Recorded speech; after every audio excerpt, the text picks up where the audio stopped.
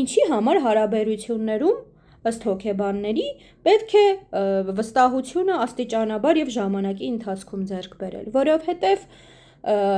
վստահությունը տվյալ անձի հանդեպ, այսինքն դու կվստահես նրան թե չէ, ժամանակի ընթացքում է երևում, արդյոք այդ մարդը կարողանում է քո մի փոքր ինֆորմացիան պահել, ուրիշին չփոխանցել, արդյոք իրապես վստահելի մարդ է եւ ժամանակի ընթացքում փորձառությունից ելնելով առողջ հարաբերություններում մարդը արդեն իսկ հասկանում է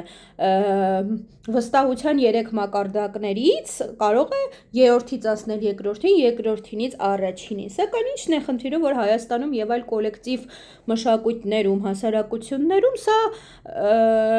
հարաբերություններում սահմանների գիտակից ընտրության կարևորությունը չկա, որովհետեւ մեր ազգը, այսպես ասած, կոլեկտիվ մշակույթի տեր ազգերը իրենք մտածում են, որ շատ ջերմ լինել նշանակում է լավ մարդ լինել կամ միանգամից, ասենք 5 րոպեվա ծանոթին պատմել քո կողմերը կամ ինչու չես ամուսնացել կամ ինչու ես բաժանվել, սակայն ինչն է այստեղ վտանգը, որ